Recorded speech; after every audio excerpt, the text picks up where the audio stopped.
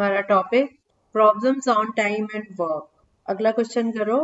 A can do 1/2 of a work in 5 days.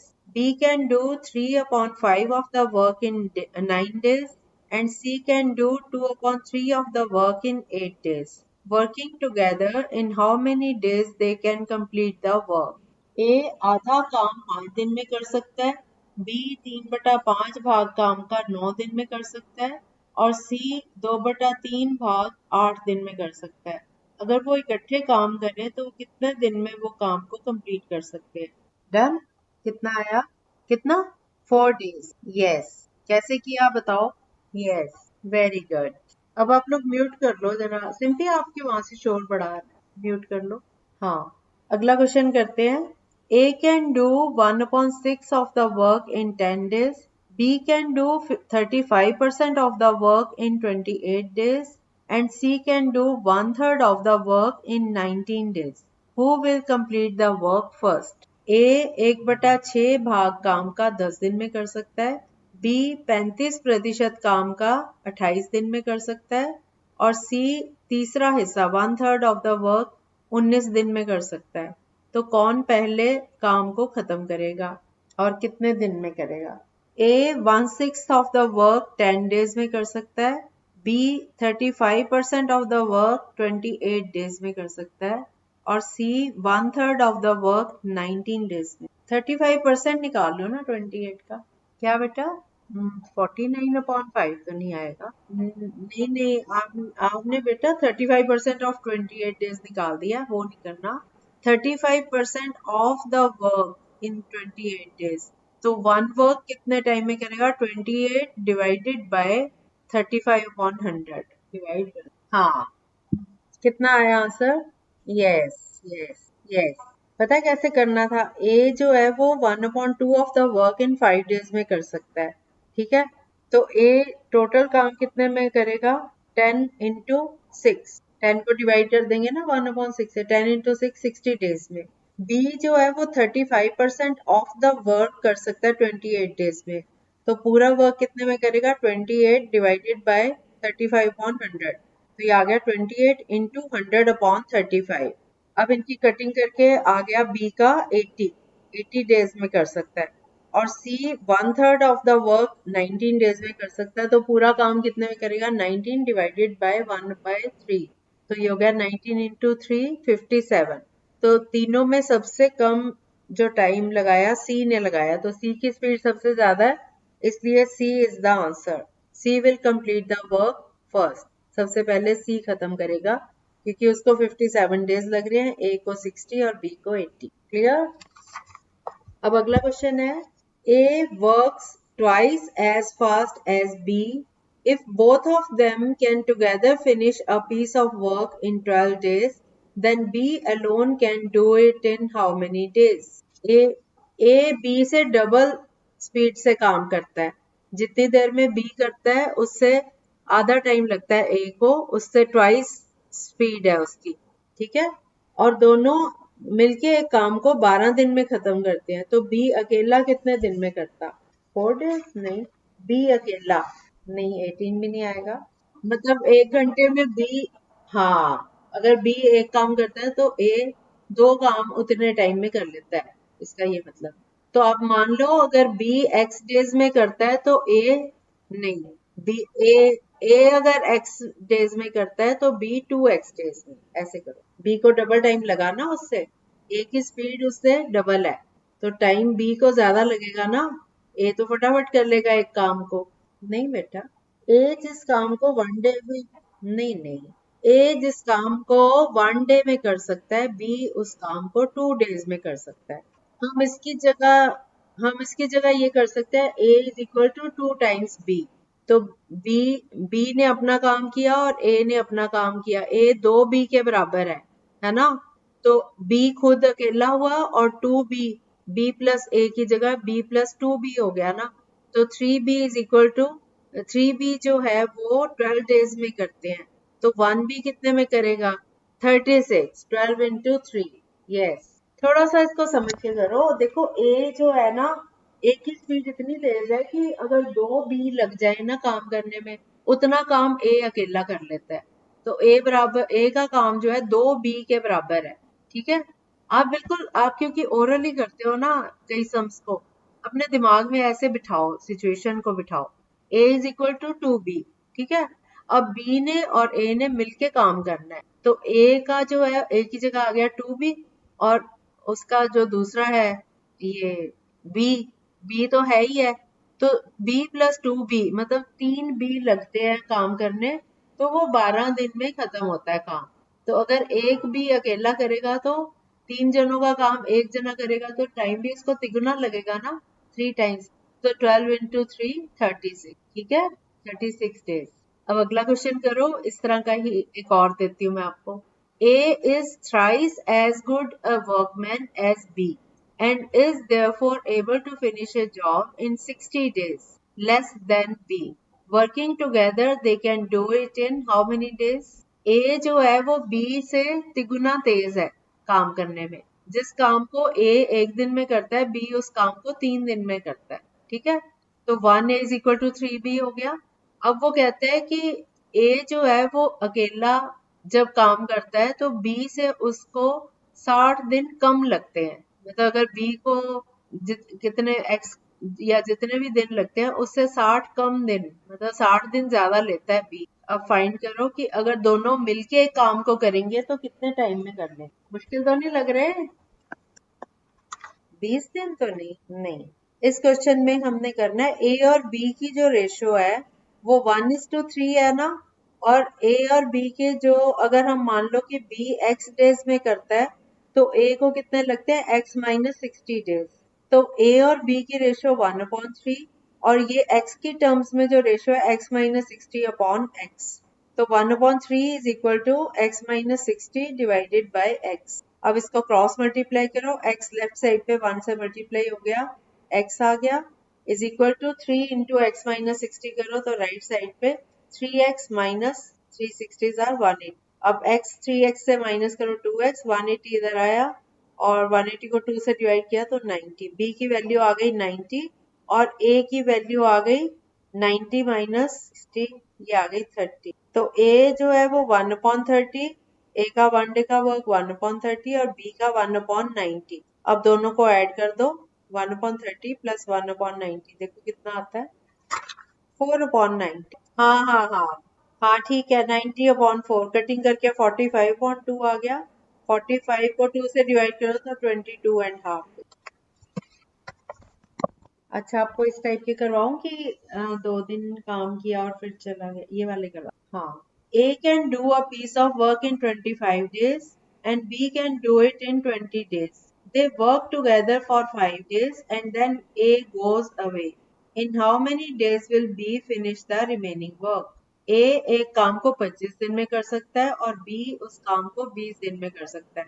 दोनों मिलकर 5 दिन काम करते हैं और फिर A चला जाता है।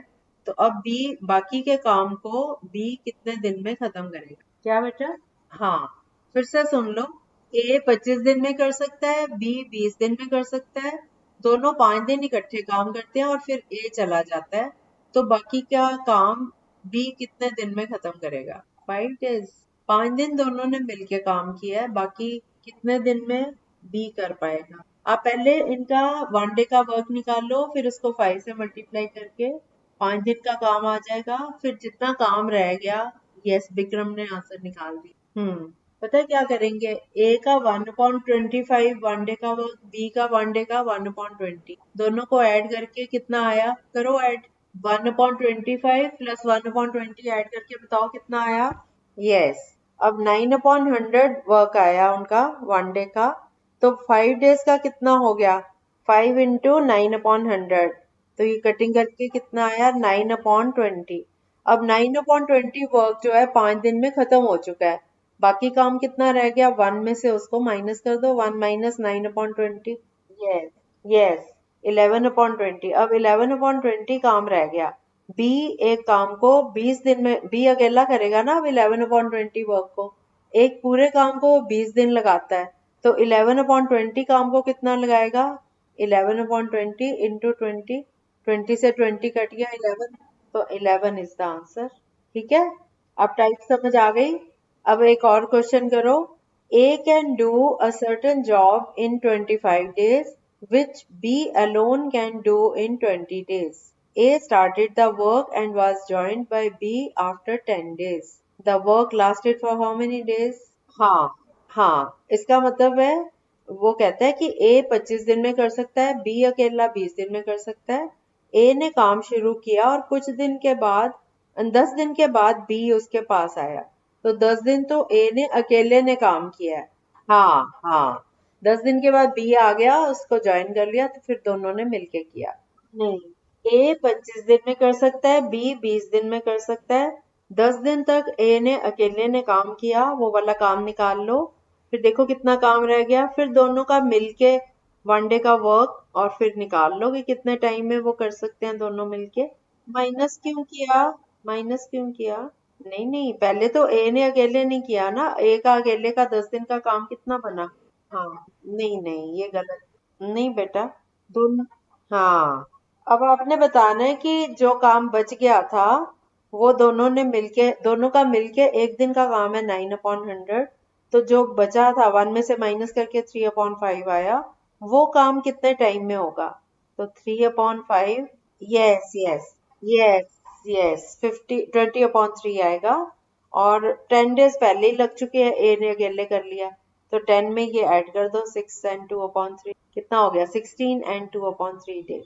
नहीं, 16 डेज पूरे और 2/3 डेज साथ में। 2/3, 16 तो डेज ही रहेंगे। 2/3 को 24 से मल्टीप्लाई करोगे ना, 1 डे में 24 आवर्स। 2/3 को 24 से करो मल्टीप्लाई, 2 8 2 8 16 मिनट। यस यस, फिर से समझ लो इस क्वेश्चन को क्या करना था। ए 25 डेज में कर सकता है, तो ए का 1 डे का वर्क हुआ 1/25। बी 20 डेज में कर सकता है, तो बी का 1 डे का वर्क हुआ 1/20। दोनों में से ए पहले अकेला 10 दिन तक काम करता है, तो 1/25 वर्क वो करता है 1 डे में। तो 10 डेज में कितना वर्क हुआ? 10 into 1/25, 5 2 10, 5, ये कटिंग करके आ गया 2/5 वर्क। अब 2/5 ऑफ द वर्क ए ने अकेले ने खत्म कर लिया, बाकी कितना बचा? 1 - 2/5। 1 में से 2/5 माइनस किया तो ये आ गया 3/5। अब ए और बी मिलके जो करते हैं, ए का 1 डे का वर्क 1/25, बी का 1 डे का वर्क 1/20। तो ए और बी का मिलके 1 डे का वर्क हो गया 1/25 प्लस 1/20। इसको सॉल्व किया तो ये आ गया 9/100। अब 9/100 काम ए और बी मिलके एक दिन में करते हैं। उनका जो बाकी पूरा काम ये करते हैं 9/100 डेज में। और अगर 2/5 जो वर्क था, 3/5 जो बचा है वो करना हो, तो 3/5 डिवाइड बाय 9/100, तो ये आ गया 3/5 इंटू 100/9। इनकी कटिंग करके सॉल्व करके ये आ जाता है 20/3। तो ए और बी का मिलके 1 डे का वर्क हो गया, ये बाकी का काम जो है ए और बी का, ये 20/3 डेज में खत्म कर लेते हैं। पहले 10 डेज ए ने अकेले नहीं किया था, 10 में 20/3 ऐड कर दो, तो ये 30 और 20, 50/3 आ गया। इनकी कटिंग नहीं होती, इनको डिवाइड कर दो, 16 and 2/3 डेज, ये आंसर आ गया। अब क्लियर है सबको? करना चाहते हो इस टाइप के क्वेश्चन सॉल्व करवाऊं? विक्रमजीत, आपने इस टाइप के पहले किए हुए हैं कभी? अच्छा, ये भी वैसा ही है, ये भी टाइप तो वही चल रही है ना। ठीक है, अब मैं एक और क्वेश्चन देती हूँ, देखती हूँ आपको याद है कैसे करना है। A and B can complete a piece of work in 12 days and 18 days respectively. A begins to do the work and they work alternatively one at a time for 1 day each. The whole work will be completed in how many? A एक काम को 12 दिन में कर सकता है और B एक काम को, उसी काम को 18 दिन में कर सकता है। A शुरू करता है और फिर ऑल्टरनेट डेज पे काम करते हैं, पहले दिन ए करता है, दूसरे दिन बी, फिर तीसरे दिन ए, फिर चौथे दिन बी, इस तरह से। तो सारा काम कितने दिन में खत्म करेंगे? क्या आएगा बेटा? नहीं, 7 and 1/2 तो वैसे भी नहीं आ सकता, वो तो किसी और क्वेश्चन का आया था, आपको याद आ रहा है कोई? ए 12 दिन में कर सकता है, बी 18 दिन में कर सकता है, तो 7.5 तो वैसे भी नहीं आएगा, आप सोचो। हाँ, 7 से, यस। तो 7 पेयर्स हो गए ना, 7 5 35/36। हाँ, 2 से करना है ना, क्योंकि 2 दिन का है ये, जब हम ऐड कर रहे हैं, ए ने पहले दिन किया, दूसरे दिन बी ने किया, तो ये 2 दिन का काम है 5/36। तो ऐसे 7 पेयर्स हैं, 7 से मल्टीप्लाई करो तो 7 2 14 डेज का आ गया 35/30। अब 1 में से 35/36 माइनस करो। Yes yes, 14 and 1/3। ठीक है, ओके। अब हम करते हैं, अच्छा ये आसान लगेगा आपको। 12 men can do a piece of work in 10 days. How many men would be required to do the same work in 8 days? 12 आदमी एक काम को 10 दिन में कर सकते हैं, तो कितने आदमी उस काम को 8 दिन में करेंगे? ये तो आसान है बच्चों, तो सिंपल था। सबसे मुश्किल वाले आपने कर लिए, सिंपल वाला नहीं आ रहा। 12 आदमी एक काम को 10 दिन में कर सकते हैं, ठीक है, तो कितने आदमी चाहिए कि उस काम को 8 दिन में खत्म किया जाए? ज्यादा चाहिए ना। 12 इंटू 10, 12 आदमी 10 दिन में कर सकते हैं, तो 12 को 10 से गुना कर दो 120, और 120 को 8 से डिवाइड कर दो। ये रेशियो एंड प्रोपोर्शन में भी मैंने करवा रखा है। जब इनवर्स वेरिएशन, ये कौन सी वेरिएशन है, याद है कुछ? उल्टा हो रहा है ना, 12 आदमी 10 दिन में काम कर सकते हैं, और अगर 8 दिन में खत्म करना है तो लोग भी ज्यादा, मतलब नंबर ऑफ डेज कम लगेगा और नंबर ऑफ मैन ज्यादा हो जाएगा। तो ये कौन सा वेरिएशन है? इनवर्स। इनवर्स वेरिएशन में हम क्या करते थे? 12 into 10 is proportional to x is to 8। तो ये आ गया 12 गुना 10 डिवाइडेड बाय 8, तो कटिंग करके आ गया 15 मैन इसका आंसर आएगा। आगे आगे चलते गए और पिछला भूल गए हैं। आप लोगों की आवाज नहीं आ रही, मुझे बोल रहा है कुछ? आपकी आवाज क्यों नहीं आ रही मेरे पास? अब आई है आवाज। अरे बड़ी देर से आवाज ही नहीं आ रही थी, मुझे नहीं पता क्या हुआ। Okay okay, very good very good. मैं भी सोच रही थी कि आप लोग तो इतने लाइक बच्चे हो, और ये वाला तो सिंपल क्वेश्चन था, मुश्किल वाले कर लिए, ये कैसे नहीं निकल रहा आपका? चल चलो अब ना, हाँ अब इस टाइप के थोड़े थोड़े धीरे धीरे टफ करेंगे। टफ भी नहीं है वैसे, अब आगे आपको मुश्किल नहीं लगेगा कोई भी टॉपिक। इस टॉपिक के मुश्किल वाले क्वेश्चंस हो गए, ठीक है। इस टाइप के आगे थोड़े थोड़े आगे बढ़ते जाएंगे, फिर आगे हम कल कंटिन्यू करते हैं, ठीक है। वो अगली टाइप है तो वो समझानी है। ये तो मैंने छोटा सा सिंपल सम इसीलिए दे दिया था कि देखो आपको याद है। इनवर्स वेरिएशन याद है ना सबको? अब जो टाइप हम, हाँ अब जो टाइप हम करेंगे उसमें इनवर्स वेरिएशन चाहिए और डायरेक्ट भी लगेगी, दोनों का आपको नॉलेज होनी जरूरी है। डायरेक्ट होता है जैसे हम एक चीज बाय करते हैं, मान लो एक चीज हम 10 रुपए की लेते हैं, तो दो चीजें 10 गुना 2 20 रुपए की। जैसे जैसे नंबर ऑफ आर्टिकल्स बढ़ रहा है, वो उनका जो कॉस्ट है वो भी बढ़ रही है, या कोई चीज घट रही है तो दूसरी चीज भी घट रही है, वो सेम प्रोपोर्शन है ना। उस केस में डायरेक्ट वेरिएशन होता है। और जब आपका ये उल्टा काम हो रहा है, जैसे नंबर ऑफ पीपल बढ़ता जाएगा तो टाइम कम लगता जाएगा, है ना, नंबर ऑफ डेज कम होते जाएंगे, तो इसको हम बोलते हैं इनवर्स वेरिएशन, ठीक है। स्पीड अगर बढ़ाएंगे तो टाइम कम लगेगा। इस तरह के क्वेश्चंस जो है वो भी इनवर्स वेरिएशन में, ठीक है। तो ये वाली चीज हम यूज करेंगे। ये बड़े इंटरेस्टिंग क्वेश्चंस हैं आगे, बल्कि मुझे लगा था ये जो अभी आपने खत्म कर लिए ना जितने, ये वाले मुझे लग रहा था आपको पता नहीं आएंगे समझ के नहीं, लेकिन आप लोग बहुत इंटेलिजेंट हो, आप समझ गए हो। गुड, ठीक है।